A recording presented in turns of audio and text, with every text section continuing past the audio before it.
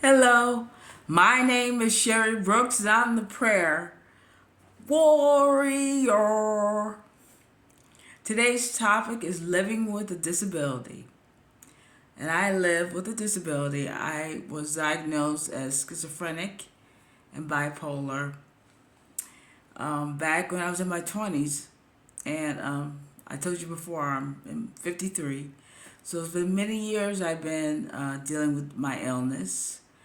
I've had many ups and downs, many hospitalizations, mostly because I kept going off my meds. If you have any kind of illness, it just doesn't make any sense for you to go off your meds without a doctor's supervision.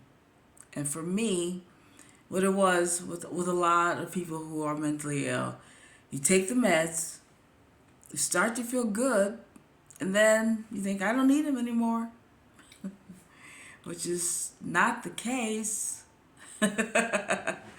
So I've had many ups and downs, ins and outs, and now I finally got it through my head that I need my medication. So it's very important that if you've been diagnosed with any kind of mental illness, I know a lot of times you gotta it's trial and error with a lot of different medications to see what works, what doesn't work, and it might be frustrating at first because a lot of times the medications they put you on, the first medications you put you on, don't work as well as you would like them to work. But just keep at it, keep trying new different meds, and be open with your doctor. Let them know exactly how it's affecting you. Don't keep it inside. Don't keep it to yourself how the medication is making you feel. If it's not working, let them know so they can put you on a better, more effective medication. For me, I've had a lot of experiences being hospitalized just because, like I said, because I went off my meds. And it's very important for you to know. For me, my experience has been mental health problems because of it was I'll just let you know it was about some dude. For me, it's always about some dude, and I was obsessed and infatuated, and when it became unrequited, I just couldn't take it, and I had a breakdown, and I had another breakdown 6 months later because I went off my meds, and another breakdown, and another. I had it in my head that this guy was the one, and we were going to be together, and blah blah blah blah blah blah. Even though I didn't know where he lived, I didn't know where he was, but if we were going to be together, so I'm letting people know this that are not that are friends. I have a friend or a family member who has a mental illness. The delusion that they have is real to them. To us, it may seem crazy, may not seem logical at all, but to them, it's very logical, very real. So try to have as much compassion as you can. It's got to be frustrating because I know for my family, it was very frustrating for a long time. And they had to see me go through all the hell I went through all those years, 30 years of my life of just going through up and down, in and out of hospitals. But I was determined to be with that dude, and I thought he was talking to me in my head, and it was real, you know, and so just try to have compassion for that person if you can, and if you're the one that's been diagnosed with a mental illness, just realize, just stay on your meds, and don't think you're weak. You're not a weak person. There's nothing wrong with you. You just have an illness, just like diabetes or high blood pressure. It's an illness that needs to be treated with medication and therapy as well. That also is to go and get therapy. I have a therapist and I have a psychiatric nurse practitioner as well. So yes, getting therapy, that's a wonderful thing as well. For me, when I first was diagnosed, I was depressed, but it was it was a clinical depression for me. It was just the situation with the dude. So that's why I had. I mean, it was. I would call it sadness, not real depression. Um, well, in my case, my hygiene wasn't the best. My housekeeping skills weren't the best, and that's very prevalent in those situations with mentally ill people. They neglect those parts of themselves. That's very common. And so just you see people deteriorating, and a lot of times they self medicate, drugs, alcohol, cigarettes. Oh my God, in the hospital. Everybody's like, one cigarette break. When we get to have a cigarette? Like every 5 minutes, everybody wanted to have a cigarette. And at that time, you could go outside. It was a long time ago. You could go outside and smoke. They had a smoking area, but now they don't. But luckily, I don't smoke, do drugs, or drink. I have no vices like that. I never got involved in that. But for me, emotionally, I was in an abject misery, abject torture. But I don't blame anybody else. It was my illness. Um, I went through, it was like I was in a prison of my emotions because I was in so much pain and grief because that person that I thought at the time I was in love with, there was no future with him. So I was just tortured by that because I thought I was in love with him. I was obsessed with him. I was infatuated.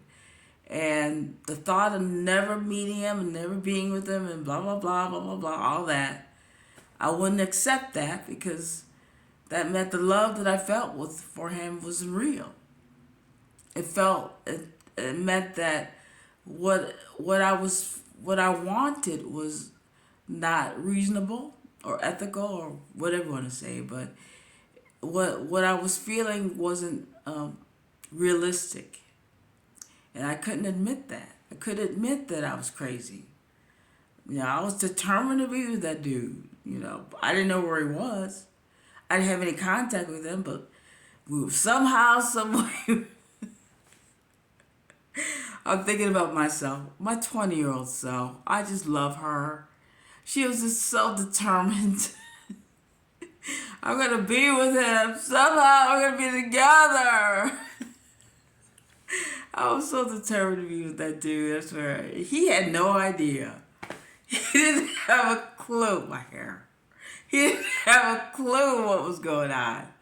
But I was gonna be with that man. I was gonna be with that man. And I just kept going in and out of hospitals, because kept having nervous breakdowns. But how did I get over it? I grew up, and I got to the point where I didn't want to feel sad anymore. I didn't want to hate myself anymore. I didn't want to torture myself anymore. When I was working at my one of my jobs that I had for about 20 years, I used to have anxiety attacks and had this voice in my head torturing me while I was helping the people that I was helping. So that wasn't nice. To say the least, 18 years of that voice in your head. And also, I was telling myself all these terrible things. You're going to lose your job. You're going to be homeless. Blah, blah, blah. And this is one thing I didn't tell you when I was talking about being homeless. With the law of attraction, whatever you think about, what you fear, you attract. So I was always afraid of being homeless. I was always afraid of losing my job. So what happened? I ended up homeless. I wonder how that happened. Well, that's not about mental illness. But mental illness is it's a doozy for a lot of people. A lot of people have a lot of anxiety, a lot of depression. For me, it's not. I don't have a lot. I beat my anxiety. I beat it. I'm not on medication for anxiety or depression, so, but I am on medication to keep my mood level balanced out, and also for delusions as well. So, ooh, but it's working. Can't you tell? It's working. Yes. The new batch of medications that they've come out recently with are wonderful, and I recommend, if you have any. I mean, don't just think, oh, I have a little bit of anxiety, I need medication, or I have a little bit of depression, I'm sad about this, I need the medication. Medication is not always the answer. Sometimes you just need to talk to somebody, talk to a therapist, and just let it ride. And naturally, those feelings will dissipate, you know? A lot of these medical professionals are very, very, what should I say? They're quick to give people medication when they really don't need it. But for me, that's why I'm not on any anxiety medicine or depression medicine, because um, I I got to a point in my life where I decided I'm okay. I I've talked to my medical professional, and they also agree. So yeah, but just you also gotta also take account of yourself a little bit too. I know it's important to discuss things with your medical professional. That's important. But it's also to take stock of yourself to see, is this really serious? Is it serious enough where I really need medication? Or do I just need to talk to a therapist? Or talk to a loved one? Or talk to a friend? Or is this just a passing thing? This too shall pass. You know, a lot of the anxiety and depression situations that I was in had passed. So that's why I don't take those medications anymore. But I do take like I told you, I do take medication to keep my levels, keep me at an even keel, and for other things. It works for me. So, I'm fine. Yeah, I'm a normal, I don't know, I'm a normal person. I work. Hey, today I just got back from paying my rent. Pay my rent, pay my electric gas bill, put money on my bus card, uh, buy my own groceries. You know, I take care of myself. I'm totally independent. So if you have a family member who has just been diagnosed with any kind of mental illness, it's possible for them to live a normal life and take care of themselves, be independent, just like I am.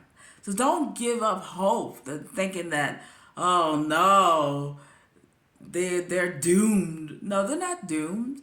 Medication is wonderful. Don't be afraid to take medication, if you need it.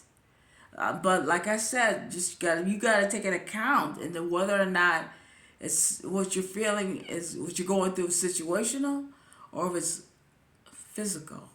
Um, so just how do you know that? Well, how do you know that? Um, well, all I can say about that, just go by your intuition. That's the best way that's the best way I can say, for me, and also go by past experiences. If you've been in and out of hospitals, I think you need to be on medication.